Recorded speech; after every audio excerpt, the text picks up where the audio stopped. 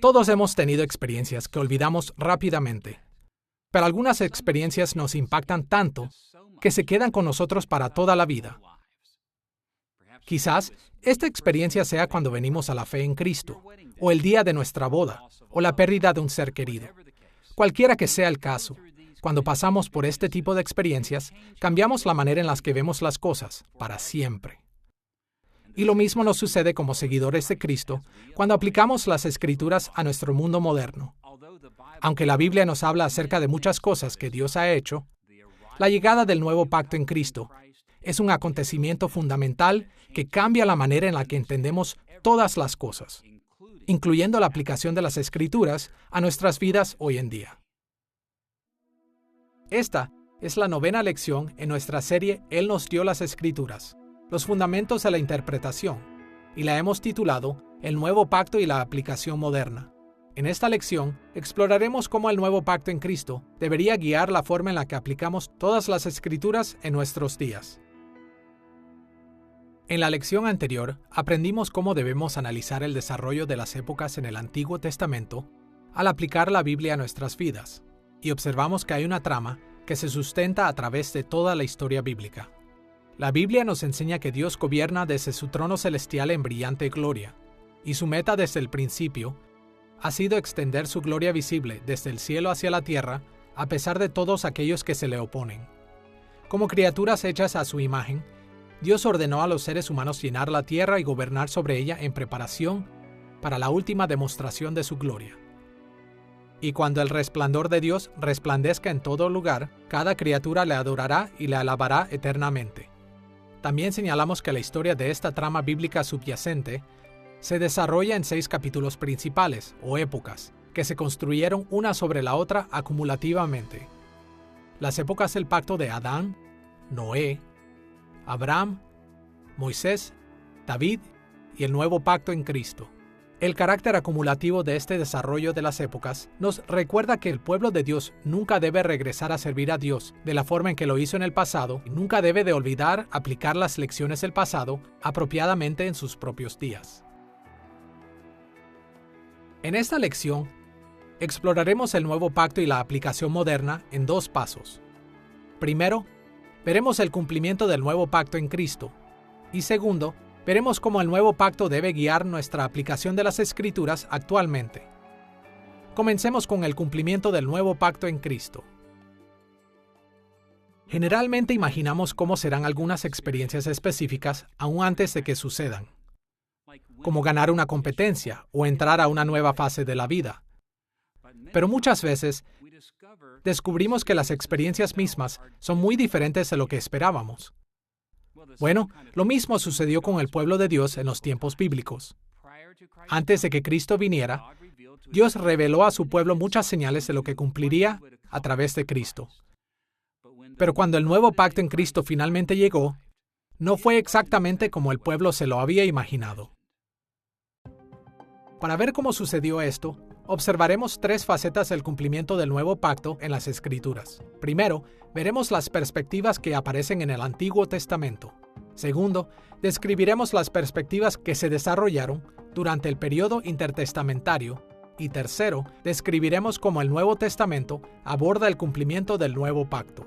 Comencemos con la perspectiva del Antiguo Testamento sobre el nuevo pacto. Las esperanzas del Antiguo Testamento por un nuevo pacto surgieron de las palabras de Dios dichas por el profeta Jeremías mientras ministraba cerca del tiempo de la destrucción de Jerusalén en el año 586 a.C. A pesar de los juicios severos que vinieron contra Judá a través del exilio en Babilonia, en Jeremías capítulo 31, versículos 31 al 34, Dios anunció una gran esperanza para el futuro. Escuchemos lo que dice ahí. He aquí que vienen días, dice Jehová, en los cuales haré nuevo pacto con la casa de Israel y con la casa de Judá. Daré mi ley en su mente y la escribiré en su corazón, y yo seré a ellos por Dios, y ellos me serán por pueblo, porque perdonaré la maldad de ellos y no me acordaré más de su pecado. Este pasaje despertó muchas esperanzas maravillosas para el pueblo de Dios. Como leemos en Jeremías capítulo 31, versículo 31, Dios hará un nuevo pacto con ambos reinos, tanto con el reino del norte, Israel, como con el reino del sur, Judá. El nuevo pacto no fallará, porque como explica el versículo 33, Dios cumplirá el ideal de poner su ley en sus mentes y en sus corazones. Y como también lo indica en el versículo 34, estas bendiciones nunca acabarán porque Dios permanentemente perdonará y no se acordará de sus pecados. Cuando consideramos estas esperanzas para la era del nuevo pacto, es difícil imaginar algo más grande. En este punto de nuestra lección, queremos ver cómo el Antiguo Testamento trata con el cumplimiento de estas esperanzas del nuevo pacto. Para comenzar, es evidente que Dios inicialmente ofreció conceder estas bendiciones cuando Él regresara a Israel del exilio. Como hemos leído en Jeremías capítulo 31, versículo 31, simplemente comienza con la vaga expresión, vienen días. Pero en el contexto inmediato, esta referencia temporal era bastante precisa. Jeremías capítulo 31, versículos 31 al 34, es parte de un largo segmento del libro de Jeremías, generalmente llamado el libro de restauración, que se extiende desde Jeremías capítulo 30, versículo 1, hasta el capítulo 31, versículo 40. Esta sección lleva este nombre porque repasa varias descripciones del exilio y las bendiciones que seguirían después del exilio. Escuchemos lo que dice en Jeremías capítulo 30, versículo 3, cerca del comienzo del libro de restauración. Porque he aquí que vienen días, dice Jehová, en que haré volver a los cautivos de mi pueblo Israel y Judá, y los traeré a la tierra que di a sus padres, y la disfrutarán. La expresión vienen días aparece en este versículo así como en el comienzo de la profecía del nuevo pacto, en Jeremías capítulo 31, versículo 31. Y en este versículo la expresión vienen días está explícitamente asociada con el tiempo cuando Dios dijo, haré volver a los cautivos de mi pueblo y los traeré a la tierra que di a sus padres. En este sentido, es claro que Jeremías capítulo 31, versículo 31, inicialmente asocia el nuevo pacto con la restauración de Israel a la tierra prometida. Desde la perspectiva del Antiguo Testamento, la restauración de Israel tendría lugar en la culminación de la historia en los postreros días o en los últimos días. Eso significa el establecimiento de un nuevo pacto junto con el regreso de Israel del exilio, la reconstrucción de Jerusalén y su templo, el reino universal del ungido Hijo de David y la renovación de la creación. En Jeremías capítulo 29, versículos 10 al 14, Dios también le reveló a Jeremías cuándo debería esperar que esta era del nuevo pacto sucedería. Escuchemos lo que dijo el profeta. Así dice el Señor, cuando a Babilonia se le hayan cumplido los 70 años, yo los visitaré, y haré honor a mi promesa en favor de ustedes, y los haré volver a este lugar. Entonces ustedes me invocarán y vendrán a suplicarme, y yo los escucharé. Yo los reuniré de todas las naciones y de todos los lugares a donde los haya dispersado.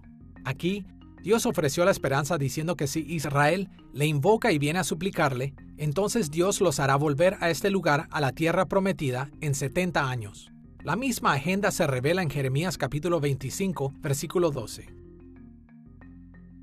De hecho, en el año 538 a.C., Dios dirigió al emperador perso Ciro a ordenar a Israel a regresar a la tierra prometida, por lo que no es de sorprender que en 2 de Crónicas, capítulo 36, versículos 20 al 22, el autor del libro de Crónicas cerrara su libro señalando que los 70 años del exilio de Jeremías se cumplieron en este tiempo. ¿Pero qué de las muchas otras bendiciones que estaban por venir en los últimos días, en los días del nuevo pacto? Tristemente, los que regresaron a la tierra prometida fallaron en servir a Dios otra vez. Y como resultado, las magníficas bendiciones de un nuevo pacto, predicho en Jeremías capítulo 31, fueron pospuestas. Esto es precisamente lo que Daniel se enteró en Daniel capítulo 9, versículo 24, cuando Dios le envió su palabra acerca del cumplimiento de la profecía de Jeremías de los 70 años. 70 semanas han sido decretadas sobre tu pueblo y sobre tu santa ciudad, para poner fin a la transgresión, para terminar con el pecado, para expiar la iniquidad, para traer justicia eterna, para sellar la visión y la profecía, y para ungir el lugar santísimo. Como este pasaje indica, Dios decretó posponer las mayores bendiciones de los últimos días, de los días del nuevo pacto, por 70 semanas, 7 veces más largo que los 70 años originales de Jeremías. En ese tiempo, se cumplirían las esperanzas de un nuevo pacto.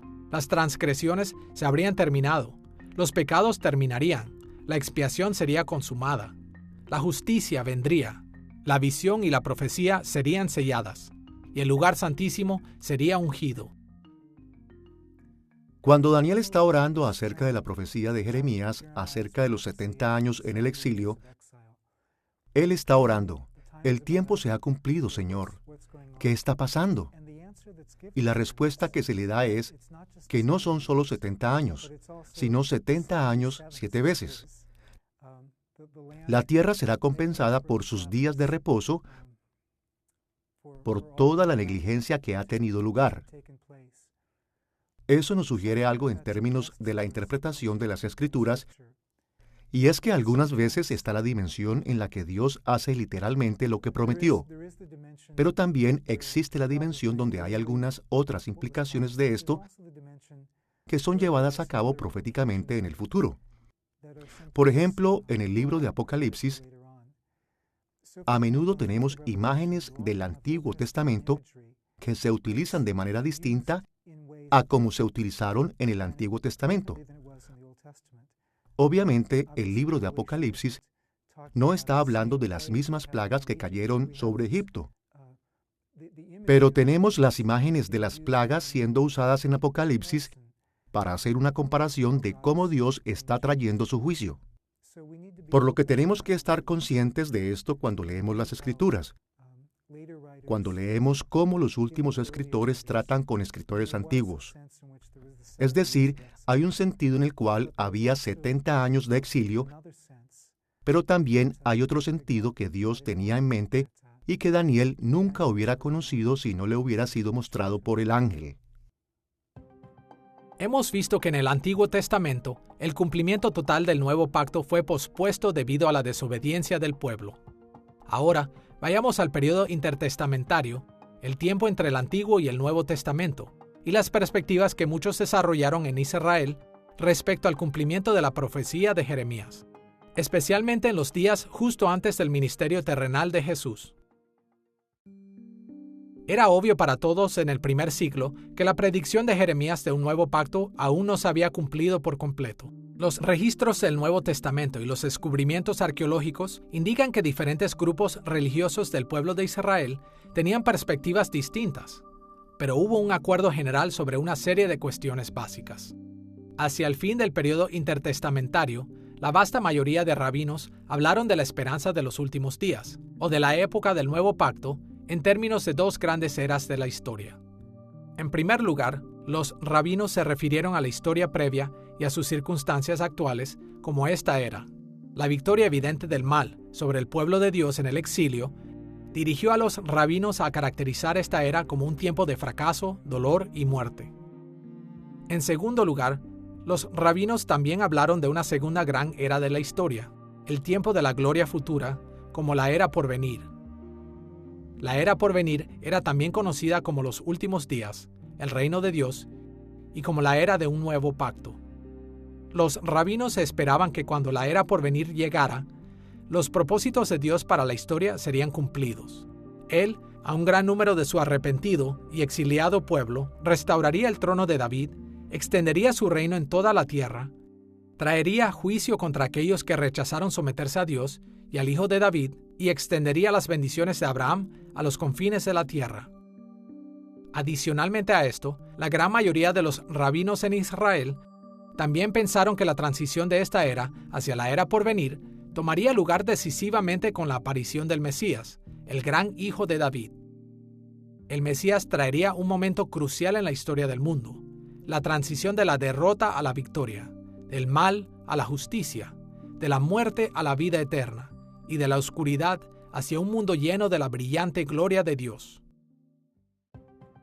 Con este antecedente del Antiguo Testamento y la perspectiva intertestamentaria en mente, veamos cómo el Nuevo Testamento explica el cumplimiento de la esperanza de Jeremías de un nuevo pacto. Todos sabemos que en su última cena con sus discípulos, Jesús levantó la copa y dijo: "Esta copa es el nuevo pacto en mi sangre". También Pablo se llamó a sí mismo y a sus compañeros ministros de un nuevo pacto. Y el libro de Hebreos, al referirse a Jeremías capítulo 31, afirma que los cristianos viven en la era del nuevo pacto. Pero cuando comparamos lo que está pasando en nuestros días con la descripción del nuevo pacto en Jeremías capítulo 31, nos damos cuenta de que aún estamos por ver las promesas del nuevo pacto en su plenitud. La ley de Dios no está perfectamente escrita en nuestras mentes y corazones. La gente en la iglesia aún necesita que se le hable para conocer al Señor. Todavía se nos manda que pidamos perdón por nuestros pecados. Así que, ¿cómo podemos estar en la nueva era del pacto cuando muchas de las expectativas de Jeremías aún están por cumplirse? La respuesta está en el misterio de Dios revelado en Cristo, en cómo Él va a desplegar el cumplimiento del nuevo pacto. Diferentes figuras del Nuevo Testamento abordan estos temas de diferentes maneras. Por ejemplo, Jesús, en varias de sus parábolas, anunció que el reino de Dios había comenzado con su ministerio terrenal, gradualmente crecería a través del tiempo y finalmente alcanzará su culminación cuando Él regrese en gloria. El apóstol Pablo abordó estos temas en lugares como Efesios capítulo 3, versículos 3 al 5, refiriéndose al hecho de que el misterio de los últimos días se había mantenido escondido de las personas del pasado, pero ahora había sido revelado en Cristo. Pablo mencionó este misterio también en otros pasajes como Romanos capítulo 11, versículo 25, y el capítulo 16, versículos 25 y 26, y Colosenses capítulo 1, versículos 26 y 27. En estos y otros pasajes, Pablo se refiere a diferentes aspectos de la perspectiva cristiana en los últimos días en Cristo, como misterios, porque habían estado escondidos a generaciones previas.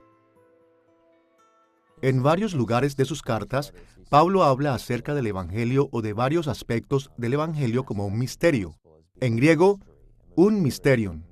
Y por misterio, él no quiere decir algo misterioso, alguna cosa nebulosa que repentinamente aparece en escena o un acertijo que nadie puede resolver. Como un académico del Nuevo Testamento lo describió, un misterio para Pablo era algo que Dios escondió a plena vista, algo escondido a plena vista en el Antiguo Testamento. Y es algo que ahora, a través de la clarificación de la revelación en la presencia de Cristo, las personas pueden mirar hacia atrás y decir, «Oh, mira lo que está allí». Así que no es que Pablo está presentando algunos aspectos que no están ahí, sino que está diciendo, «Mira lo que no habíamos visto. Mira lo que está allí». Y de muchas maneras, la verdad acerca de la venida del Mesías y acerca de la unidad de los judíos y gentiles está ahí en el Antiguo Testamento, en los Salmos y en Isaías. Pero la unidad de todo esto, mira lo que está allí, mira cómo todas las piezas encajan. Esperó hasta que Dios enviara a su Espíritu y diera las promesas del nuevo pacto de las que Pablo habló. Cuando Pablo está hablando del misterio que se le dio a conocer en Efesios 3, él está hablando del Evangelio. El Evangelio es un misterio. Eso significa que está escondido a menos que Dios tome una acción explícita para descubrirlo. Así que, con respecto al Evangelio, es un misterio público. Es un secreto público, por decir, pero solo nos puede ser revelado a través de la proclamación del Evangelio por el poder del Espíritu Santo. Ahora, cuando Pablo habla de este misterio, como en el caso de Efesios 3, algunas veces está hablando acerca del misterio del cuerpo de Cristo que es llevado a la realidad a través de la proclamación del Evangelio. Y ahí, en Efesios 3, él está diciendo, el misterio es que judíos y gentiles se aman entre sí y se unen en una unidad orgánica, en un reino. Esto es asombroso. Él dice que las inalcanzables riquezas de Cristo son proclamadas a estos gentiles descontrolados. Por supuesto, siendo yo un gentil, me alegro que sea para los gentiles también. Pero ese es un misterio. Él es el que une a judíos y gentiles por la sangre de la cruz y por el poder de su Espíritu. El misterio que Dios reveló a los apóstoles y profetas dio una perspectiva sobre la era del Nuevo Pacto que los académicos del Nuevo Testamento generalmente describen como la escatología inaugurada o el ya pero todavía no. Cualquiera que sea la terminología que escojamos, podemos ver que Jesús y los escritores del Nuevo Testamento enseñaron que en el plan de Dios para los últimos días, el cumplimiento de la era del Nuevo Pacto tendría lugar en 3 etapas principales. Primero, la inauguración de la era del Nuevo Pacto fue iniciada en la primera venida de Jesús y en los ministerios de sus apóstoles y profetas. Es por esto que el Nuevo Testamento habla de los días de Jesús y sus apóstoles como los últimos días. En Hebreos capítulo 1 versículos 1 y 2 leemos estas palabras. Dios, habiendo hablado muchas veces y de muchas maneras en otro tiempo a los padres por los profetas, en estos postreros días nos ha hablado por el Hijo, a quien constituyó heredero de todo y por quien asimismo hizo el universo. Aquí el autor de Hebreos se refiere al tiempo del ministerio terrenal de Jesús y de sus lectores como estos postreros días. Como este pasaje indica, con la inauguración de Jesús del reino, los últimos días prometidos del Antiguo Testamento habían venido al mundo. El Nuevo Testamento enfatiza que esta fase inaugural de la era del Nuevo Pacto incluyó todo lo que Jesús logró en su encarnación, muerte, resurrección, ascensión al cielo y el derramamiento del Espíritu Santo. Este tiempo especial también incluye los ministerios de los apóstoles y profetas en su trabajo fundamental para la Iglesia. En Efesios capítulo 2, versículos 19 y 20, Pablo lo expresó así: miembros de la familia de Dios, edificados sobre el fundamento de los apóstoles y profetas, siendo la principal piedra del ángulo Jesucristo mismo. Segundo, la continuación de la época del Nuevo Pacto se extiende a través de todo el periodo de la historia de la Iglesia. Durante este tiempo, Cristo extendió la Iglesia a través de las naciones mediante la proclamación y la influencia transformadora del Evangelio. Es por esto que los escritores del Nuevo Testamento, en lugares como 2 de Timoteo capítulo 3, versículos 1 al 5, designaron todo el periodo de la historia de la Iglesia como los últimos días. Escuchemos lo que dice. También debes saber esto, que en los postreros días vendrán tiempos peligrosos, porque habrá hombres amadores de sí mismos, avaros, vanagloriosos, soberbios, blasfemos, desobedientes a los padres, ingratos, impíos, sin afecto natural, implacables, calumniadores, intemperantes, crueles, aborrecedores de lo bueno, traidores, impetuosos, infatuados, amadores de los deleites más que de Dios, que tendrán apariencia de piedad, pero negarán la eficacia de ella. Los pecados enlistados aquí para los postreros días eran pecados que estaban ocurriendo en los días de Pablo, pecados que han seguido ocurriendo a través de la historia y también en la actualidad. Pablo se refiere al carácter de este mismo periodo como un misterio revelado en Cristo en Efesios capítulo 3, versículos 9 y 10. Del misterio escondido desde los siglos en Dios, para que la multiforme sabiduría de Dios sea ahora dada a conocer por medio de la Iglesia. En este sentido, tenemos razón en tratar a todo el periodo de la historia de la Iglesia como la era del Nuevo Pacto. Tercero, los últimos días de la era del Nuevo Pacto alcanzarán su consumación cuando Cristo regrese y cumpla los propósitos finales de Dios para toda la historia. Es por esto que los autores del Nuevo Testamento describieron la consumación del reino al regreso de Cristo como los últimos días. En Juan capítulo 6, versículo 39, Jesús le dijo a sus discípulos: «Y esta es la voluntad del Padre, el que me envió, que de todo lo que me diere no pierda yo nada, sino que lo resucite en el día postrero». Aquí Jesús enseñó a sus discípulos acerca de su relación con el Padre. Su referencia a el día postrero señala este día final cuando Él regrese en gloria. Los muertos resucitarán y Dios juzgará al mundo. En Efesios capítulo 1, versículos 9 y 10, Pablo también describió este tiempo como un misterio que Dios reveló en Cristo. En estos versículos, Pablo describió la consumación como dándonos a conocer el misterio de su voluntad, según su beneplácito, el cual se había propuesto en sí mismo, de reunir todas las cosas en Cristo, en la dispensación del cumplimiento de los tiempos, así las que están en los cielos como las que están en la tierra. Como el Nuevo Testamento lo indica, Jesús inauguró el nuevo pacto en su primera venida. Actualmente, Él continúa esta revelación por medio de la Iglesia Universal, y el juicio y las bendiciones de la era del nuevo pacto vendrán cuando Cristo regrese en gloria como Rey sobre todas las cosas.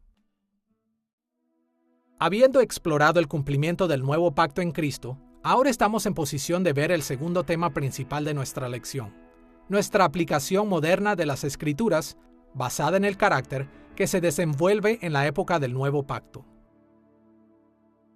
Como veremos en las siguientes lecciones, hay muchas cosas que decir acerca de la aplicación de las Escrituras a las personas que viven en la era del Nuevo Pacto. Entre ellas están un sinnúmero de consideraciones culturales y personales. Pero en este momento, queremos ver cómo la enseñanza del Nuevo Testamento acerca de las 3 etapas del Nuevo Pacto nos guía en la aplicación de la Biblia a nuestras vidas hoy. Estos aspectos de las aplicaciones son generales, pero nos proporcionan perspectivas indispensables sobre cómo usar las Escrituras en nuestras vidas hoy en día. Todo el que haya visto una obra de teatro sabe que el lugar en el que uno se sienta afecta la perspectiva de la obra. El mismo personaje y sus acciones pueden verse muy diferentes dependiendo del ángulo, y la mejor manera de tener una presentación completa es viendo la obra más de una vez desde diferentes asientos. Así es como Jesús y los autores del Nuevo Testamento enseñaron a la iglesia cristiana a aplicar las Escrituras en la era del Nuevo Pacto. Examinando las Escrituras desde diferentes puntos de vista, estaremos mejor equipados para aplicar la Biblia a nuestras vidas. Imaginemos a un fiel seguidor de Cristo leyendo las Escrituras sobre un escenario cuyo telón de fondo se divide en 3 grandes paneles. Desde un lado de la audiencia, vemos que el cristiano lee la Biblia en el contexto de la inauguración de Cristo del Nuevo Pacto.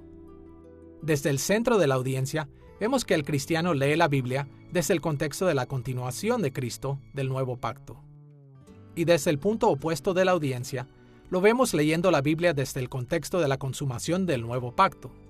De un modo u otro, los seguidores de Cristo han de aplicar las Escrituras al mundo moderno mediante el estudio de la Biblia con estas 3 perspectivas en mente. En otras palabras, cuando estudiamos la Biblia, los creyentes necesitamos relacionar cada escritura a lo que Cristo ya ha logrado en la inauguración del Nuevo Pacto y considerar todo lo que Cristo hizo por nosotros en su ministerio terrenal. Pero también tenemos que ver las enseñanzas de las Escrituras a la luz de la continuación de la era del Nuevo Pacto y buscar el significado de las Escrituras en nuestras vidas hoy en día. Adicionalmente, es importante que veamos las Escrituras a través de los lentes de lo que Cristo logrará en la consumación de nuestra era y vivamos preparados para el maravilloso regreso de Cristo en gloria. Hay muchas formas en las que podemos explorar estas 3 perspectivas de las aplicaciones del Nuevo Pacto, pero tocaremos solo 2 puntos importantes. Primero, resumiremos algunas reglas generales para la aplicación de la era del Nuevo Pacto. Y segundo, ofreceremos un ejemplo de aplicación que ilustra estas estrategias. Comencemos con algunas reglas generales. En una lección anterior, definimos el proceso de aplicación como conectar apropiadamente el significado original de un documento bíblico a una audiencia contemporánea en maneras que impacten sus conceptos, comportamientos y emociones. Desde el punto de vista de esta definición, cada aplicación de las Escrituras implica conectar apropiadamente el significado original a una audiencia contemporánea. Primero, necesitamos determinar el significado original de un pasaje bíblico, identificando las formas en que los autores bíblicos buscaron impactar los conceptos, comportamientos y emociones de sus audiencias originales. Entonces, podemos aplicar este significado original a las audiencias contemporáneas, determinando cómo un pasaje bíblico debe impactar los conceptos, comportamientos y emociones de las personas de hoy. Como hemos visto en otras lecciones, es importante mantener los desarrollos de las épocas en mente cuando aplicamos las Escrituras, porque originalmente cada pasaje de las Escrituras fue escrito por personas que vivieron en diferentes etapas de la fe bíblica que la nuestra. Así que en este punto de nuestra lección, veamos las formas en las que el desarrollo de las épocas y la audiencia original de las Escrituras se conectan con las audiencias contemporáneas que viven en la era del Nuevo Pacto. Para ver lo que tenemos en mente, veamos un par de enfoques. Primero, haremos algunos comentarios generales acerca de las aplicaciones del Nuevo Pacto en pasajes del Antiguo Testamento, y después haremos lo mismo con pasajes del Nuevo Testamento. Comencemos con el Antiguo Testamento. Como vimos en una lección anterior, el Antiguo Testamento hace referencia a 6 pactos principales en la historia bíblica, pero la estructura de los libros del Antiguo Testamento tuvo lugar en solo 2 de estas eras del pacto, la época del pacto de Moisés y la de David. Cada pasaje del Antiguo Testamento Fue diseñado para abordar las necesidades del pueblo de Dios que vivió en la época del pacto de Moisés o durante la época del pacto de David. Tal como los pasajes del Antiguo Testamento originalmente transmitieron al pueblo de Dios el conjunto de conceptos, comportamientos y emociones que eran apropiados para los desarrollos teológicos de estas dos épocas del pacto. Por esta razón, es necesario construir puentes de significados de los pasajes del Antiguo Testamento a los de la época del Nuevo Pacto. Como seguidores de Cristo, sabemos que la única guía infalible en este proceso es el Nuevo Testamento. Así que es esencial ver las formas en que los autores del Nuevo Testamento aplicaron el Antiguo Testamento a estas tres etapas del Nuevo Pacto. Por ejemplo, el Nuevo Testamento nos da muchos ejemplos de las maneras en las que Cristo cumplió las enseñanzas del Antiguo Testamento en su primera venida. También llama la atención a las maneras en las que Cristo continúa cumpliendo las enseñanzas del Antiguo Testamento durante el periodo de continuación. Adicionalmente, el Nuevo Testamento señala las maneras en las que Cristo cumplirá las enseñanzas del Antiguo Testamento en la consumación del Nuevo Pacto. Uno de los temas bíblicos más importantes es el tema del reino de Dios, y sin embargo, esa frase particular solo la vemos en el Nuevo Testamento. En todas partes en el Antiguo Testamento, especialmente en los Salmos, vemos la proclamación, "El Señor reina". Los autores del Nuevo Testamento toman temas del Antiguo Testamento a la luz de la venida de Cristo, y así como los evangelistas resumen la enseñanza de Jesús, hablan acerca del reino de Dios, y Jesús mismo, así como sus palabras están registradas, habla acerca de cómo el reino de los cielos está cerca. Y así, algo que habla acerca del reino de Jehová sobre su pueblo y sobre las naciones ahora toma cuerpo en términos de Cristo el Mesías, el Hijo de David, quien ha llegado a escena en Israel. Vemos esto en términos de ambos, de cómo Cristo ascendió y reina en el trono en Hechos capítulo 1. Al ascender y al ser la resurrección predicada, la gente es atraída al Cristo resucitado y ascendido. Pero también hay un sentido futuro del día del Señor en que Cristo vendrá otra vez.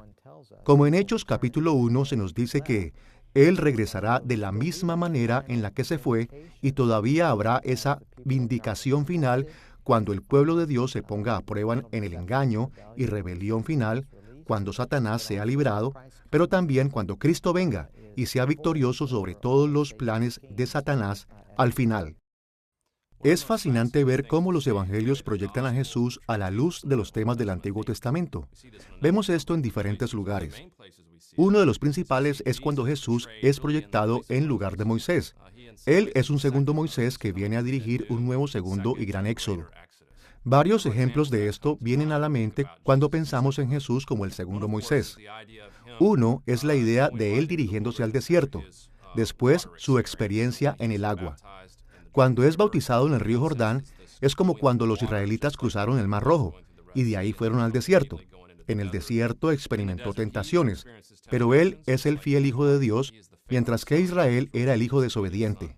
Jesús emerge como el líder triunfal de un nuevo éxodo por el que Él viene y entrega una nueva ley en el Sermón del Monte en Mateo capítulo 5, cuando Jesús está siendo proyectado como un nuevo legislador. Vemos esta armonía y unidad entre los Evangelios y el Antiguo Testamento, y a ese Jesús terminando una historia que comenzó años atrás. Con este patrón básico para la aplicación de los pasajes del Antiguo Testamento en mente, vayamos a la aplicación de los pasajes del Nuevo Testamento para la era del Nuevo Pacto. A primera vista, puede parecer que no hay necesidad de considerar el desarrollo de las épocas cuando los cristianos aplicaron el Nuevo Testamento, porque este fue escrito en la época del Nuevo Pacto. Pero es importante tener en mente que todo el Nuevo Testamento fue escrito durante la etapa inaugural del Nuevo Pacto. Hoy día, ya no vivimos en esa época.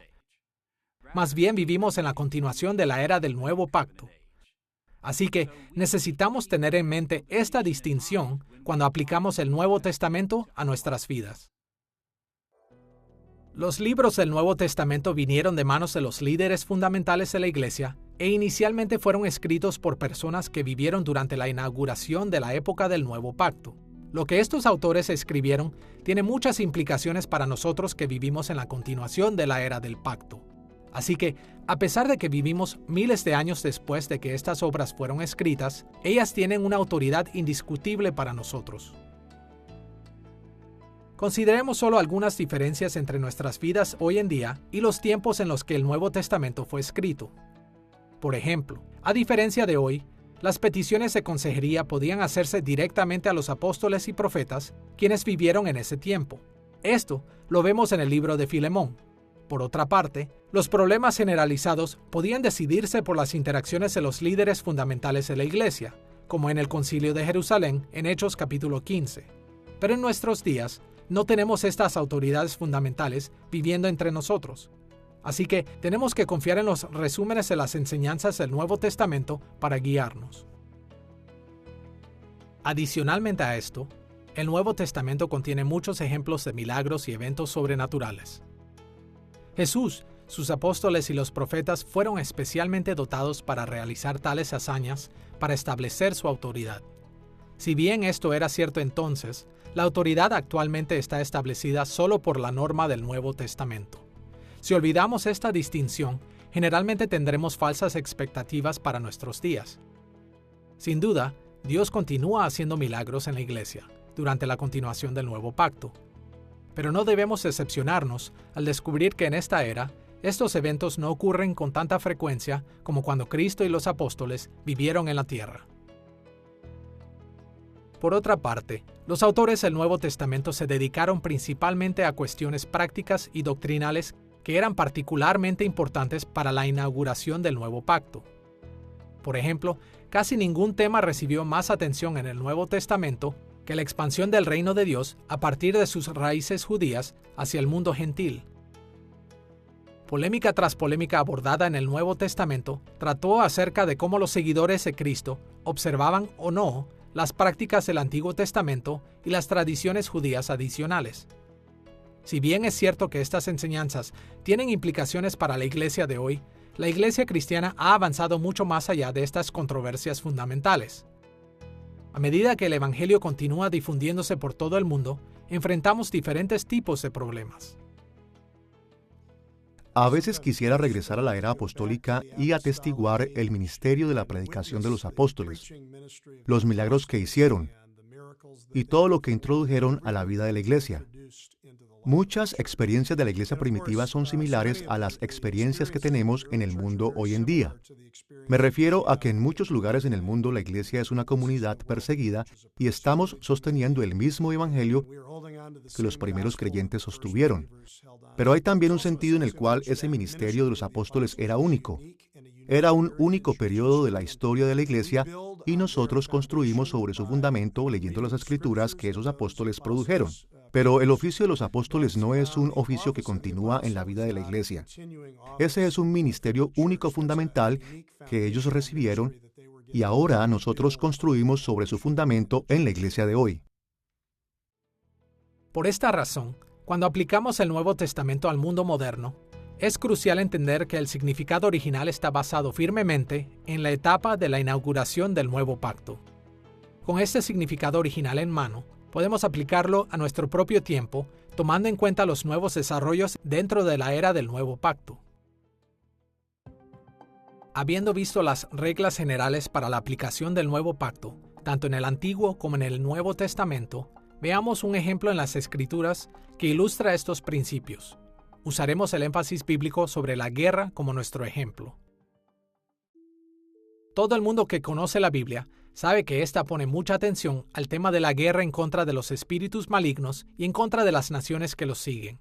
Casi todos los libros en el Antiguo Testamento abordan este tema de una manera u otra, y el Nuevo Testamento repetidamente indica que la guerra contra el mal que se encuentra en el Antiguo Testamento continúa en la época del Nuevo Pacto.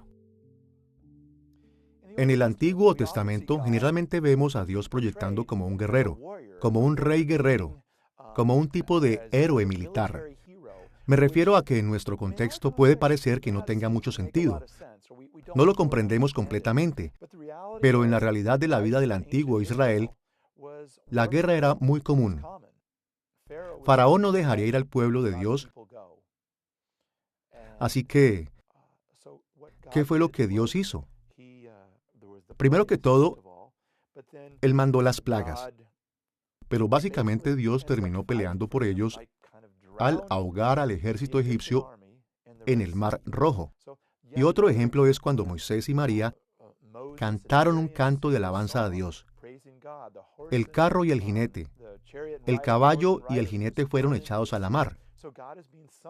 Así que le estaban cantando a Dios como a un guerrero. Y ciertamente vemos que cuando la nación de Israel entró en la tierra de los canaanitas, Dios peleó a su favor. La importancia de este tema plantea una pregunta crucial. ¿Cómo vamos a aplicarlo a nuestras vidas hoy en día? Ya sea que leamos el Antiguo Testamento o el Nuevo Testamento, si queremos ganar una perspectiva más completa de cómo este tema se aplica a nuestras vidas, tenemos que verlo en base a las 3 etapas de la época del Nuevo Pacto en Cristo. En primer lugar, debemos poner la atención a la inauguración de nuestra era. El Nuevo Testamento deja claro que algunos aspectos del tema de la guerra contra el mal en el mundo se cumplieron de forma única en el ministerio terrenal de Jesús. Jesús mismo se refirió a lo que estaba sucediendo en su ministerio con sus discípulos como victoria sobre el mal. Por ejemplo, en Lucas capítulo 10, versículos 18 y 19, leemos la respuesta de Jesús cuando sus discípulos regresaban de echar fuera demonios. Yo veía a Satanás caer del cielo como un rayo. He aquí os doy potestad de hollar serpientes y escorpiones, y sobre toda fuerza del enemigo, y nada os dañará. También de acuerdo a Colosenses capítulo 2, versículo 15, Jesús venció a las fuerzas espirituales del mal con su muerte en la cruz. Jesús, despojando a los principados y a las potestades, los exhibió públicamente, triunfando sobre ellos en la cruz. De manera similar, en Efesios capítulo 4, versículo 8, Pablo se refirió a la resurrección y ascensión de Cristo como su victoria en la guerra. Subiendo a lo alto, llevó cautiva la cautividad y dio dones a los hombres. A la luz de estos pasajes y otros similares, cada vez que nos encontramos con el tema de la guerra contra los enemigos de Dios en el Antiguo y Nuevo Testamento, debemos siempre tener en cuenta cómo Cristo cumplió su rol en esta guerra de inauguración de la era del Nuevo Pacto. Separados de lo que Cristo ya ha logrado, no hay esperanza de una victoria final sobre los poderes del pecado y la muerte. En su primera venida, Cristo manifestó la guerra, o cumplió la guerra, o podría representarse como la guerra contra Satanás. Y comenzó en Génesis capítulo 3, versículo 15, donde Dios prometió a Adán y a Eva el mero principio y en la caída que habrá un libertador. Y vemos que eso pasó en la cruz. La cabeza de Satanás es aplastada. El talón de Jesús es mordido, herido, o como lo queramos llamar. Y después Él se levanta de la muerte y completa la victoria sobre Satanás. Muchos cristianos piensan que Cristo no destruirá al maligno hasta que regrese otra vez al final de los tiempos. Pero el hecho es que Jesucristo eliminó al maligno en su primera venida. Podemos decir que Él eliminó al maligno en esencia, o sea que derrotó al maligno en la cruz y estableció el fundamento para la segunda venida.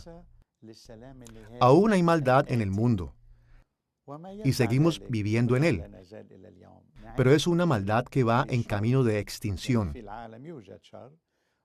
En la batalla, nuestro Señor Jesucristo peleó. Él desarmó los poderes y autoridades. Él hizo un espectáculo público de ellos, triunfando sobre ellos. Y Él obtuvo una victoria masiva sobre el trabajo del diablo a través de su muerte y resurrección. Además de la inauguración de nuestra era, cuando nos encontramos con el tema de la guerra en las Escrituras, debemos estar listos para aplicarlo a la continuación de la época del Nuevo Pacto. Aunque el propio Cristo inició la derrota final del mal en su primera venida, el Nuevo Testamento enseña que esta guerra sigue siendo una parte muy importante de la experiencia de cada creyente a través de la historia de la Iglesia.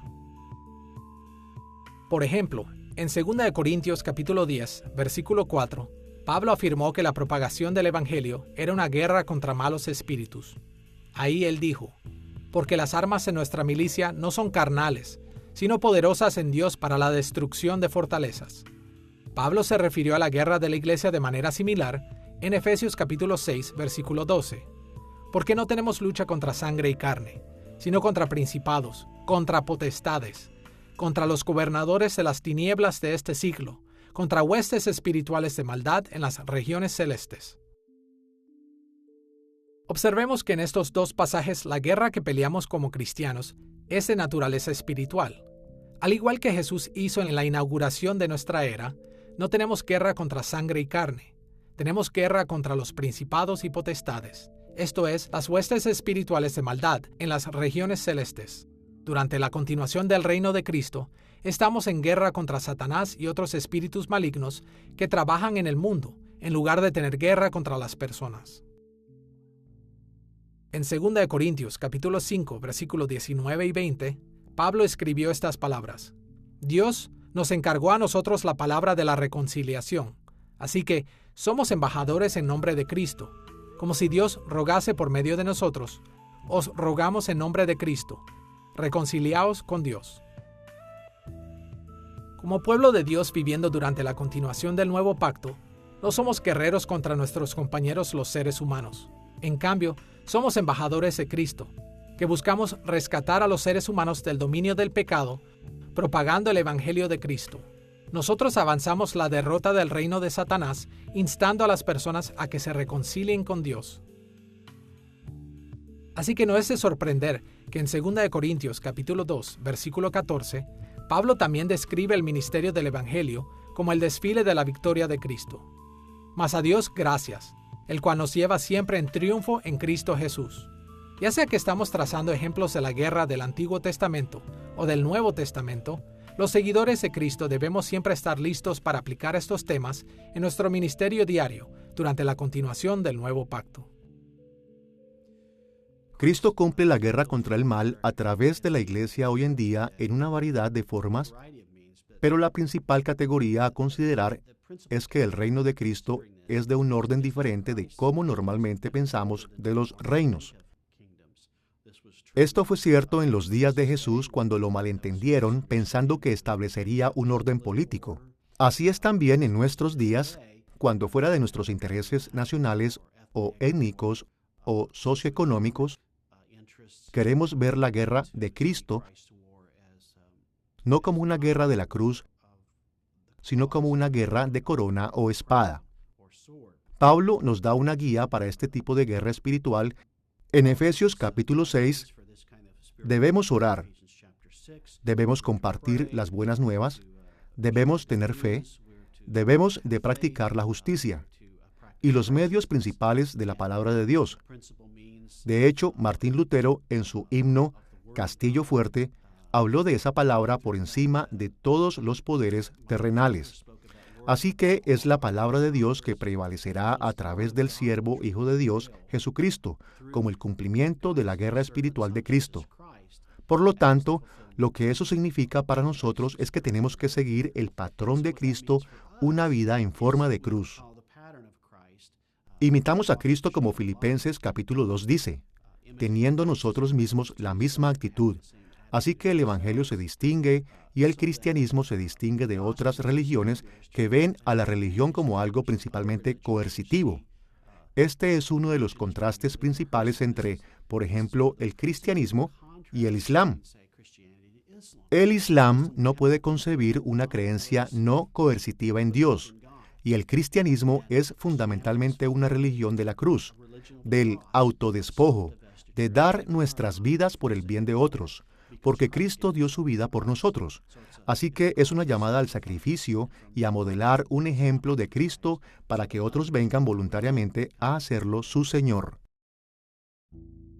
No solo el Nuevo Testamento asocia el tema de la guerra con la inauguración y continuación de nuestra era, sino también la consumación de la era del Nuevo Pacto.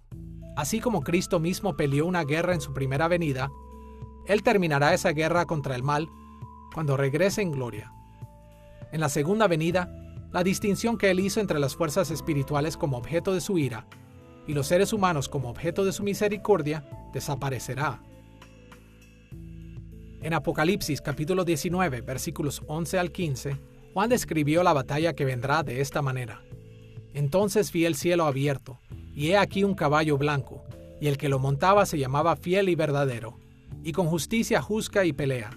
Y los ejércitos celestiales, vestidos de lino finísimo, blanco y limpio, le seguían en caballos blancos.